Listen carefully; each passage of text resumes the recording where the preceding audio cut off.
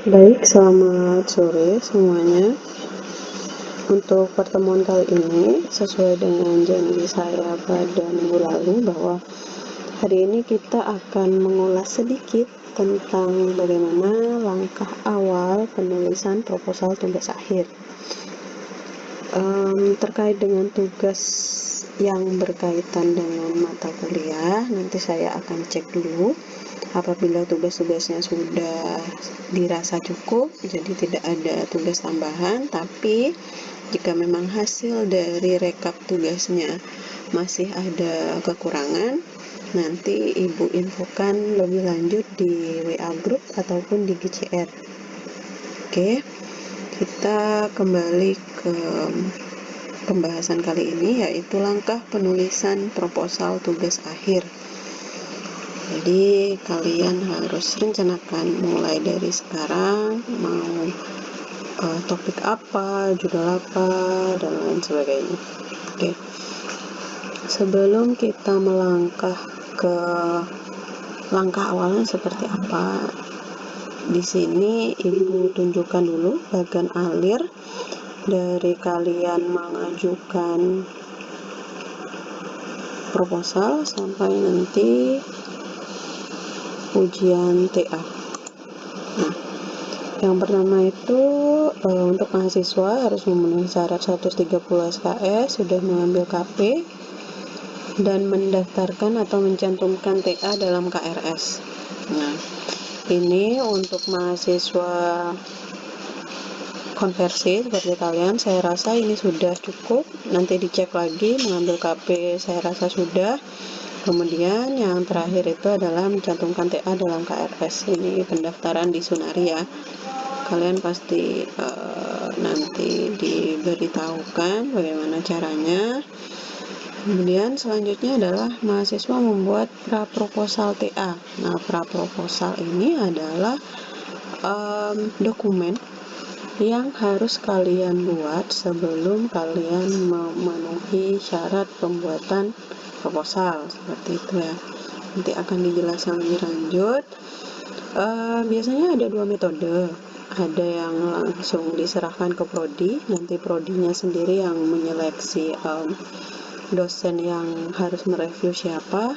Ada juga yang memang kalau kalian sudah punya pembimbing, misalnya sudah diskusi dengan dosen terkait, misalnya bisa langsung juga. Jadi ada dua cara. Nanti ada kebijakan ya. Nanti cara yang pertama adalah diajukan ke prodi dulu, proposal. Yang kedua adalah langsung konsultasi kepada pembimbing atau dosen terkait. Nah, setelah memenuhi, misalnya praproposal ini sudah direview, masuk tidak kriteria dan batasan topik. Kalau masuk, dia langsung ada pembuatan proposal TA. Jadi proposal yang kalian buat itu bisa dilanjutkan membuat proposal TA. Jika tidak, ini kembali lagi membuat proposal. Biasanya sih tidaknya itu hanya sebatas revisi atau kejelasan tentang penelitian, misalnya terlalu luas, harus spesifik, atau ada metode yang harus dijelaskan. Biasanya di situ sih tidaknya. Jadi lebih ke revisi sebenarnya. Tidak mungkin ditolak mentah-mentah jika kalian alasannya itu kuat. Kemudian setelah pembuatan proposal, pasti nanti akan dilakukan seminar proposal. Nah, setelah seminar proposal, seperti yang Ibu sampaikan bahwa kalau seminar proposal itu biasanya kebanyakan nanti diskusi.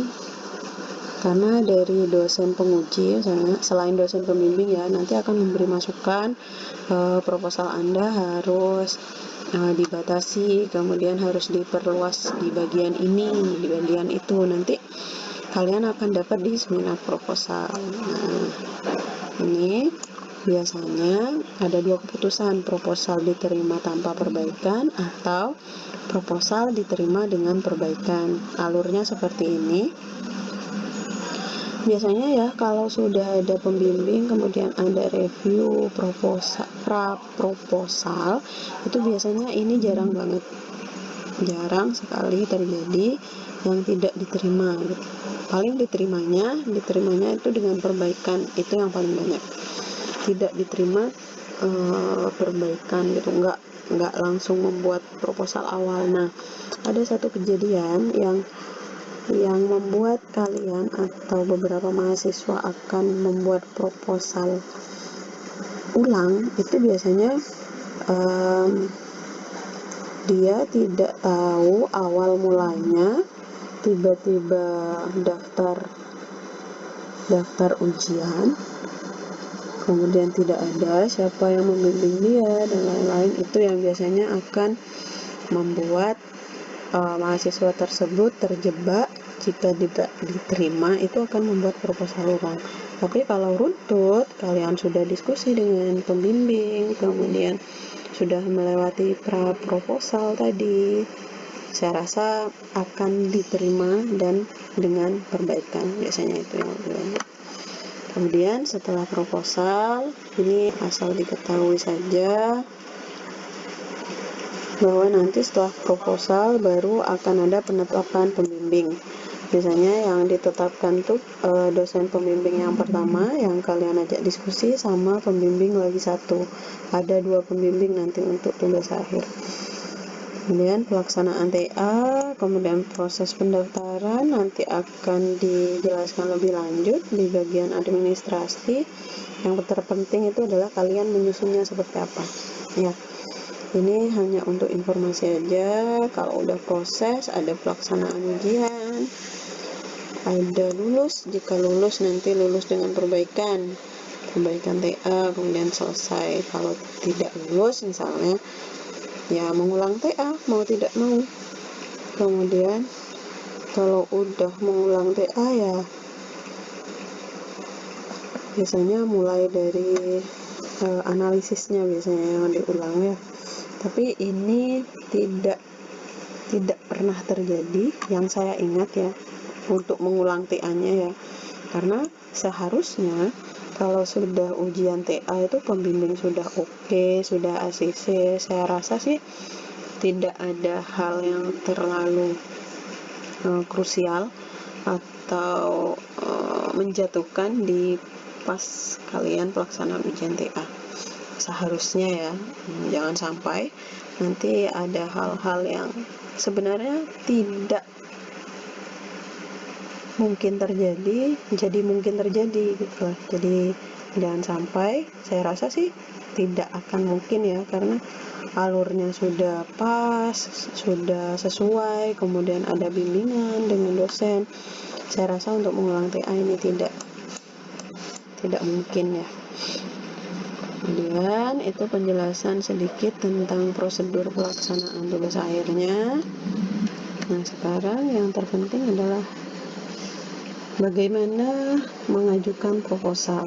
Ini biasanya saat baru pertama kali ketemu dosen pembimbing atau dosen yang diajak diskusi lah minimal. Jadi kalian harus ada bahan dulu. Bahan yang paling penting itu ada 3. Pertama latar belakang, ada hipotesis awal, dan yang ketiga adalah review jurnal yang terkait dengan penelitian yang akan kalian buat. Latar belakang itu isinya yang terpenting itu yang pertama adalah gambaran umum penelitian Anda. Jadi gambaran umum penelitian kamu itu tentang apa? Misalnya di proyek villa di Canggu, misalnya proyek villa di Canggu. Nah, proyek villa di Canggu itu keadaannya gimana sekarang? Terus kalian mau angkat apanya? Metode kerjanya kah, K3-nya, atau biayanya? Kemudian yang paling penting setelah kalian menggambarkan gambaran umum tentang penelitian Anda, yang penting itu adalah harus ada masalah di sana. Harus ada masalah, ini mutlak. Harus ada masalah. Karena ini masalah ini yang nanti kita analisis untuk dicari jalan keluarnya gitu ya. Jadi setelah dijabarkan gambaran umumnya, kalian harus jabarkan ternyata di sana, di tempat penelitian saya ada masalah Bapak Ibu, misalnya seperti itu. Ada masalahnya seperti apa? Misalnya budget membengkak, kemudian misal kalau di K3 banyak kecelakaan atau tidak menggunakan APD. Nanti kalian analisis sebenarnya untuk kecelakaannya ini tinggi, misalnya seperti itu. Kemudian yang kedua adalah hipotesis awal. Jadi dalam penelitian kalian sudah harus menerka-nerka nih, apa nanti tujuan penelitian saya, kemudian proses analisisnya seperti apa. Ini secara umum dulu ya, secara umum. Jadi kalian melihat sesuatu hal, misalnya suatu masalah, kemudian kalian harus tahu, oh masalah ini nanti harus seperti ini jalan keluarnya gitu ya. Ini yang umum dulu awalnya. Misalnya masalahnya sampah masyarakat ini berserakan di mana-mana. Terus tujuan penelitiannya agar sampah ini nanti tidak berserakan, agar sampahnya tidak mengganggu pemandangan mata, misalnya seperti itu. Kemudian proses analisisnya seperti apa? Misalnya kalau tentang sampah, prosesnya adalah mungkin dilakukan sosialisasi pertama, kemudian yang kedua dilakukan gotong royong pembersihan desa misalnya, yang ketiga proses analisisnya misalnya pemilahan sampah dari yang organik, anorganik, dan yang berbahaya, misalnya seperti itu. Nanti dijelaskan, pasti kalian tahu kalau ada masalah, kemudian tujuannya bakalan seperti ini nanti, kemudian prosesnya nanti maunya saya seperti ini Bapak Ibu, seperti ini, kemudian dapat di hasil tujuan yang hipotesis awal saya gitu. Nah kemudian yang ketiga itu adalah review jurnal terkait. Nah, review jurnal terkait inilah nanti yang bakal ngebantu kalian bagaimana menentukan metode yang tepat, kemudian langkah-langkah penelitiannya seperti apa, itu kalian dapat dari review jurnal ini.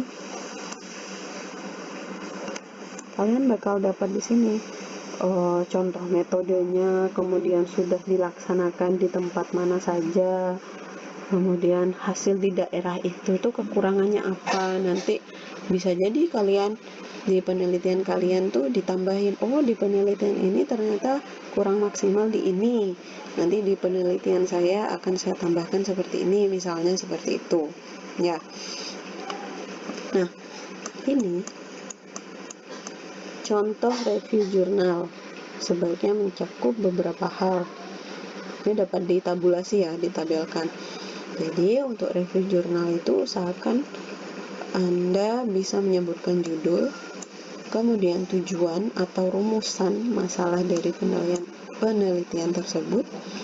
Yang ketiga adalah metode yang digunakan. Kemudian yang keempat itu adalah hasil dari penelitian itu apa. Nah, yang tidak kalah penting itu adalah saran penelitian. Nah, di saran penelitian itu biasanya dijelaskan bahwa penelitian yang dilakukan memerlukan analisis lebih lanjut tentang apa, dan apa. Nah, itu yang penting di saran. Kemudian yang terakhir ini adalah tambahan. Nah, untuk tambahan ini biasanya kalau ibu itu langsung mencantumkan link download jurnalnya.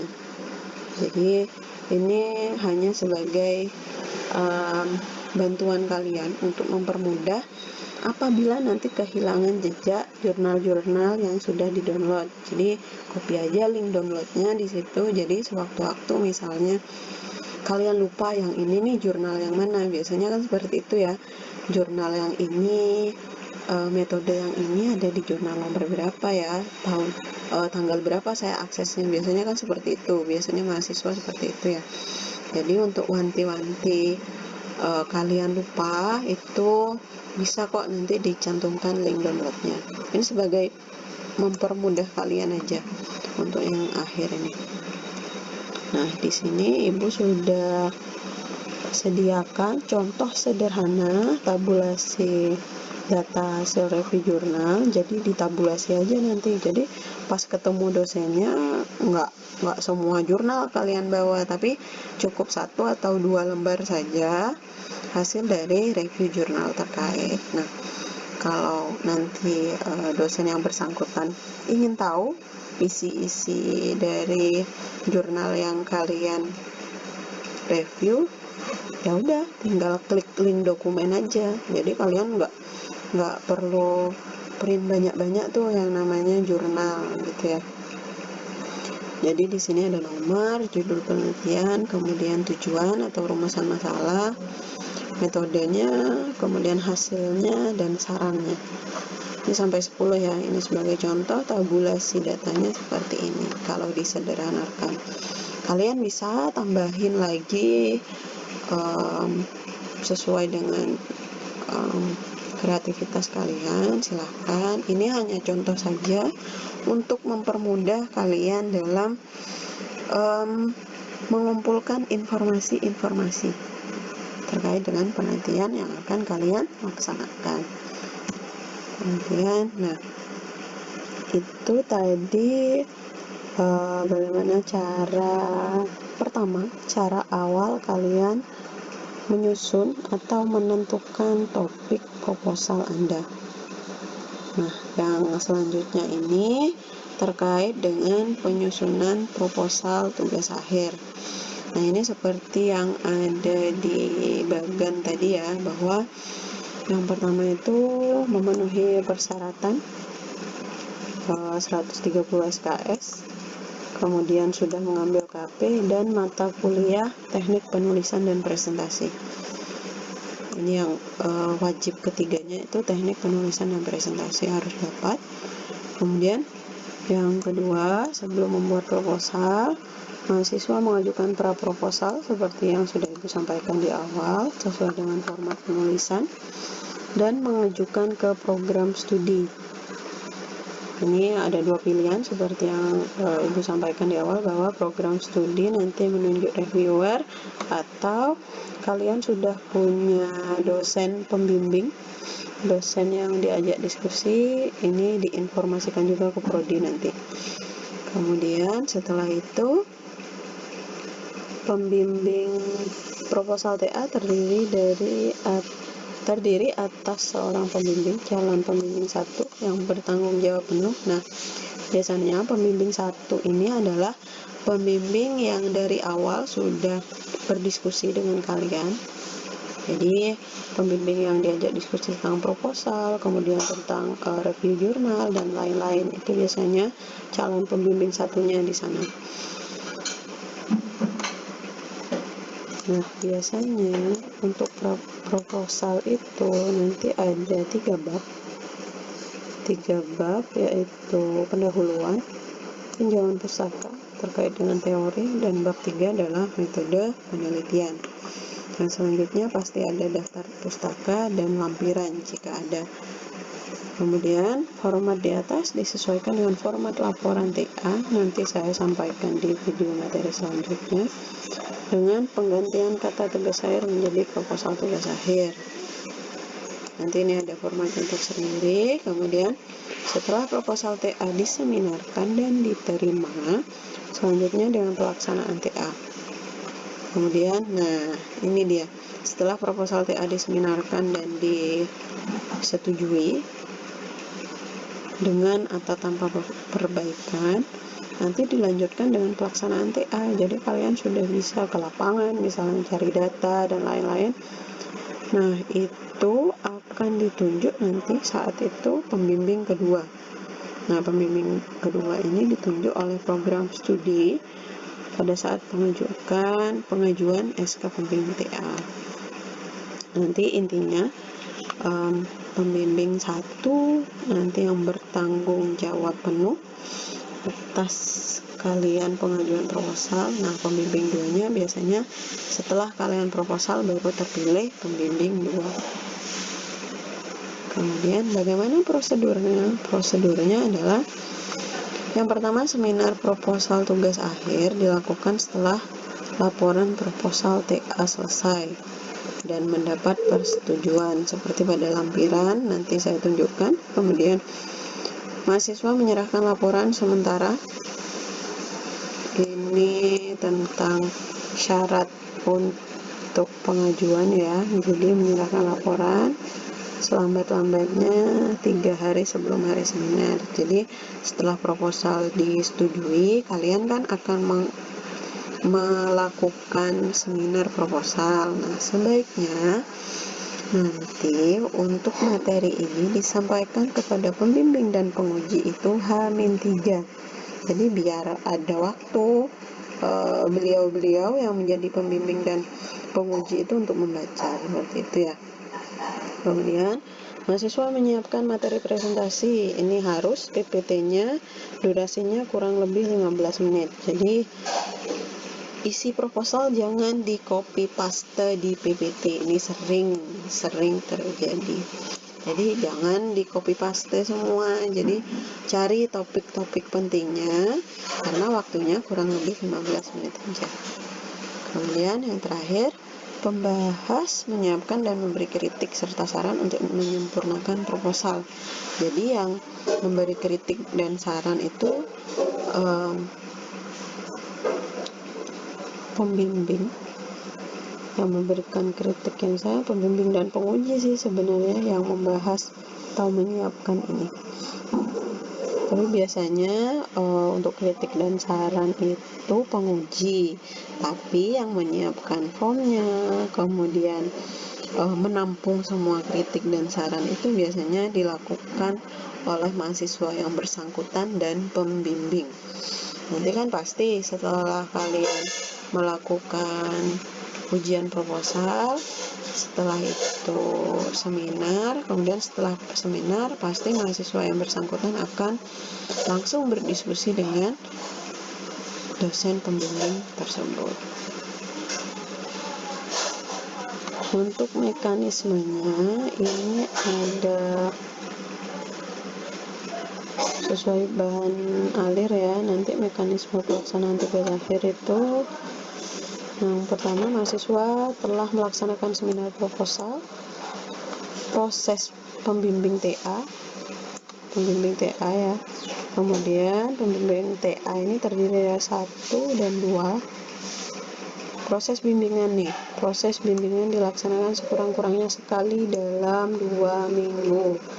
Ini kalau sudah TA ya, jadi sudah proposal. Kemudian TA ditulis sesuai dengan format pedoman, nanti akan disampaikan di video materi selanjutnya, dan dibuat sebanyak-banyaknya dalam 120 halaman, tidak termasuk lampiran.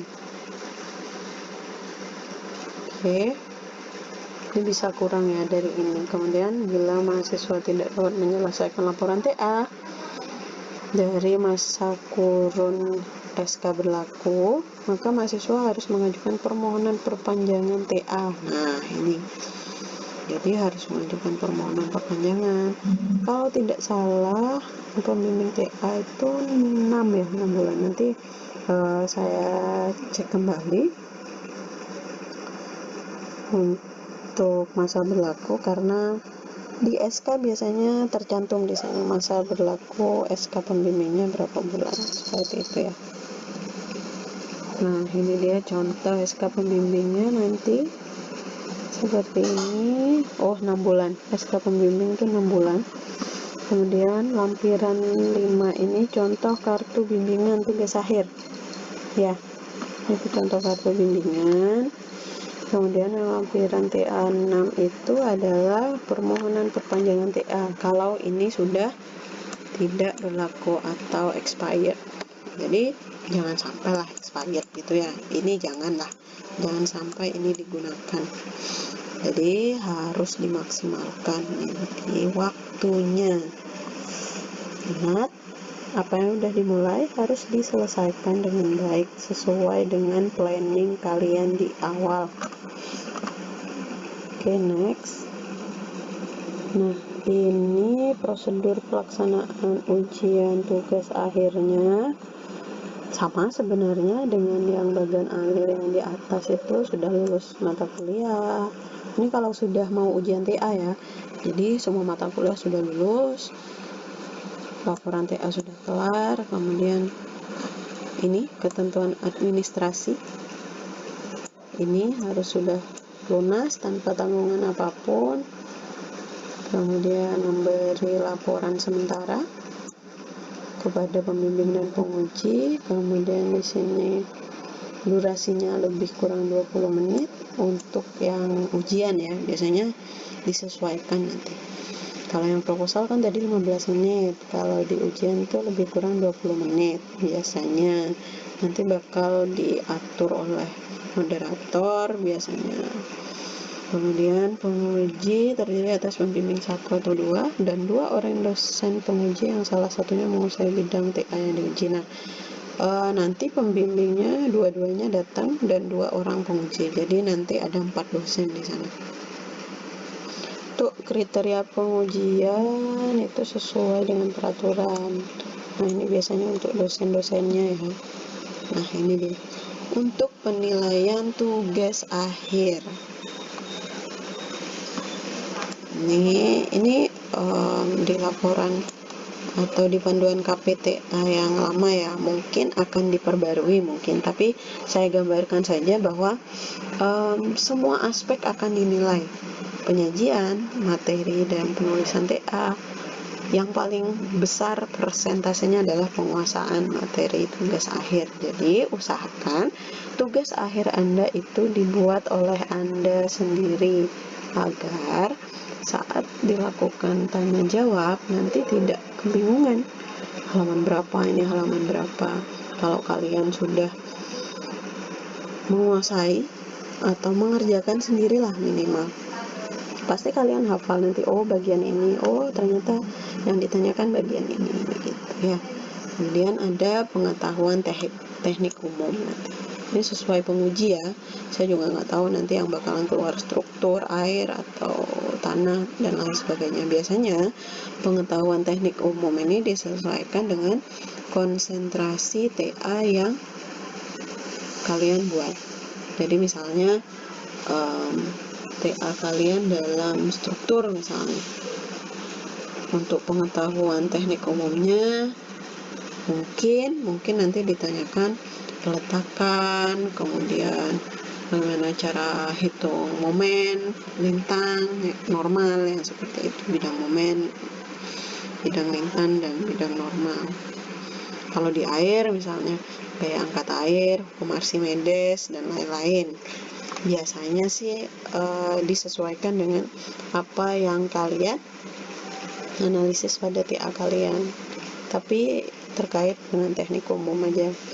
Nah, keputusan kelulusan ini akan ditentukan oleh penguji tentunya, dan untuk rentang hasil ujian tugas akhir itu adalah sama seperti nilai mata kuliah. Jadi ada rentang-rentangnya, A, amin, B+, ya paling selamat 80 lah dapat A. Gak apa-apa, pas banget, gak apa-apa. Janganlah B ya, karena SKS-nya itu cukup besar untuk di tugas akhir. Jadi saya rasa ringnya kalian harus bisa mencapai ini, amin atau A. Tapi sebaiknya A sih, jangan yang amin ya, sebaiknya. Saya rasa itu untuk awal saya memperkenalkan tentang bagaimana cara kalian untuk menentukan judul, kemudian caranya bagaimana. Jadi seperti itu. Mungkin yang paling penting kalian harus persiapkan itu adalah slide yang ini sebenarnya. Jadi harus dimatangkan dulu latar belakang, hipotesis awal, dan review jurnal terkait. Sebenarnya banyak yang akan Ibu ulas di sini, tapi untuk apa banyak-banyak jika poin pertamanya tidak kuat, seperti itu ya. Jadi seiring berjalannya waktu, nanti pas waktu senggang, mungkin pas libur atau setelah pulang lembur atau seperti apa, nanti dicari-carilah review jurnal misalnya, atau pertama latar belakang, saya mau analisis ini, gambaran umumnya seperti apa, dicoret-coret dulu di buku notulennya, di buku saku kalian, misalnya punya buku saku, gambaran umumnya seperti ini, harus ada masalah nih, berarti masalahnya ini nih, mungkin ini diterka-terka aja dulu. Kemudian hipotesis awal, saya maunya penelitian saya tuh hasilnya seperti ini, manfaatnya seperti ini. Kemudian proses analisisnya inginnya yang sederhana, atau inginnya yang pakai software, atau inginnya yang hitung manual gitu. Nanti kalian orat-oret dulu di buku kalian. Nah, nanti kalian bakal dapat pencerahan lebih banyak itu kalau sudah review jurnal terkait. Misalnya kalian mengevaluasi SMK 3 misalnya, sistem manajemen kesehatan keselamatan kerja misalnya. Kalian cari nih review jurnal, misalnya udah dapat 10. Oh, ternyata setelah saya review jurnal ada beberapa metode nih, kuesioner, ini dan ini, misalnya ada 3 metode dominan. Nah, dari 3 metode dominan itu nanti kalian cari, dalamin nih. Oh, dari 3 metode ini saya rasa yang paling saya kuasai atau yang merasa saya mampu nanti untuk mengerjakan misalnya di metode ini. Nah, barulah nanti kalian saat sudah ketemu dosennya dijelaskan, Pak, setelah saya review jurnal ada 3 yang dominan, ini. Nah, setelah saya baca yang dominan akan saya ambil itu metode yang ini, Pak. Jadi ada runtutannya, jangan moro-moro kalian dapat mau metode yang seperti ini, jangan. Jadi ada runtutan ceritanya. Jadi dari 10 jurnal ada 3 metode yang dominan, kemudian ada 1 metode yang menonjol dan hasilnya bagus, jadi saya putuskan untuk mengambil metode ini, misalnya seperti itu. Kalau udah dosennya nanti oke, bagus gitu kan, lanjut aja proposal kan gitu. Jadi kalian udah bisa nyusun tuh bab 1, bab 2, dan bab 3-nya.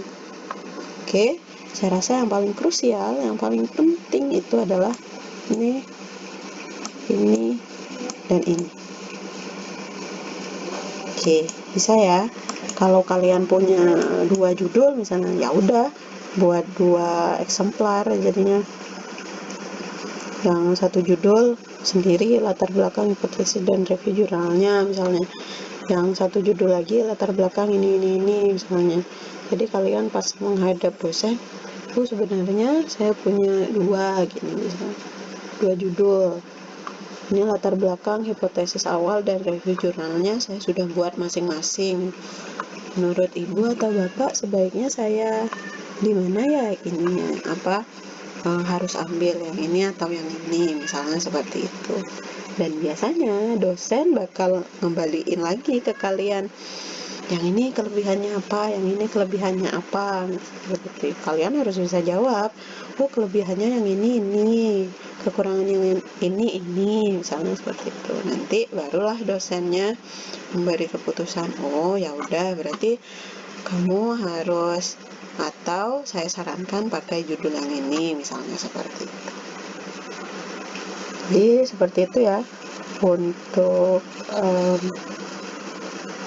pertemuan kali ini. Jadi sekilas itu dulu, nanti kan prosesnya bakal berjalan terus.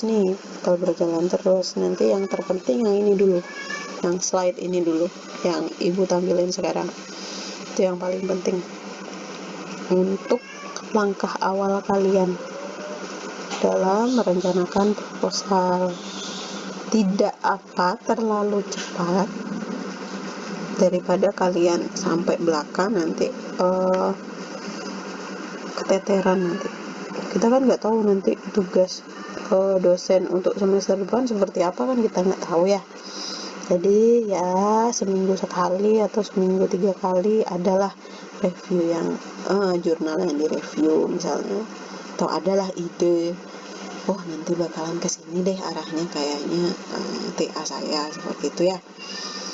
Baik, terima kasih atensinya, silahkan disaksikan video materi ini. Jika ada pertanyaan atau diskusi-diskusi kecil bisa di WA group atau di GCR, silahkan. Saya akhiri pertemuan hari ini. Selamat malam dan selamat belajar. Sampai jumpa minggu depan.